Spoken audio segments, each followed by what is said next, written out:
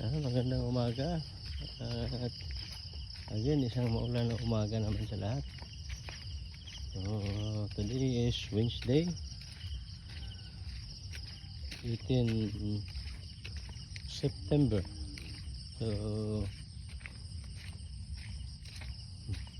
isang linggo na yung pag-uulan dito sa amin. So, sa ngayon, dito tayo sa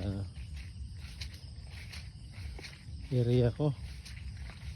Yung lumubog ng baha nung nakaraang araw. So sa awa ng Panginoon, yan, kita mo medyo may tumba ng konti. Yan, ito yung video kong nakaraan na bunga na lang yung nakikita at halos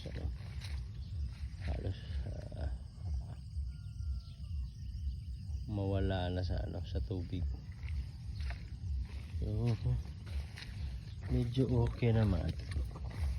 Yan, konti. Sana naman talagang wala namang tumba.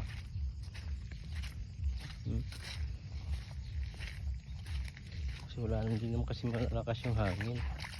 At saka kung malakas yung hangin, hindi na rin siya matutumba dahil lubog siya sa tubig. Hanggang lang yung kuhol, oh. Kita nyo, nasa na. Nasa sa bunga na pumapit.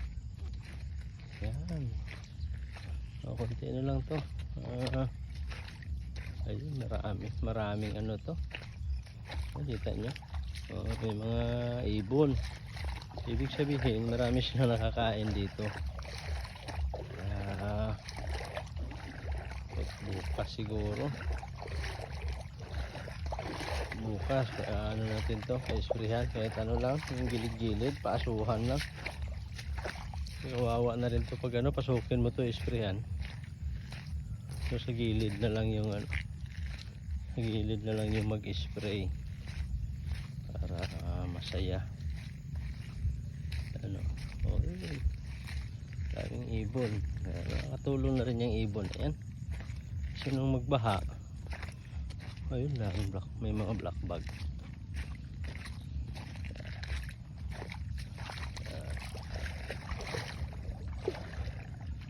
Katabi ko, ito yung napawan to. Uy,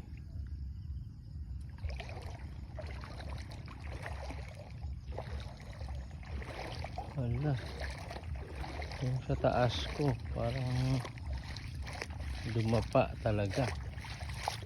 Ito, ayan, may kunting dumapa. Ayan. So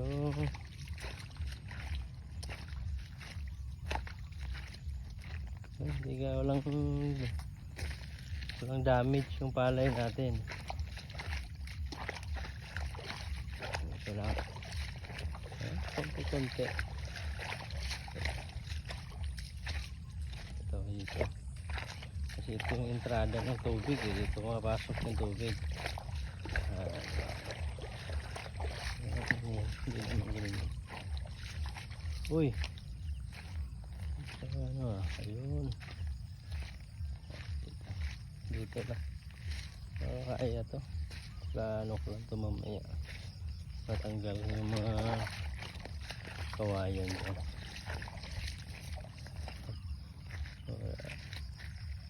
Ayan yung palay natin. Doon.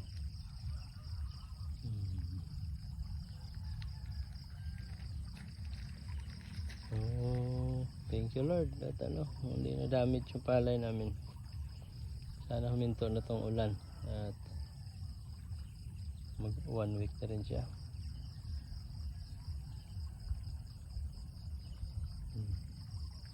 Thank you.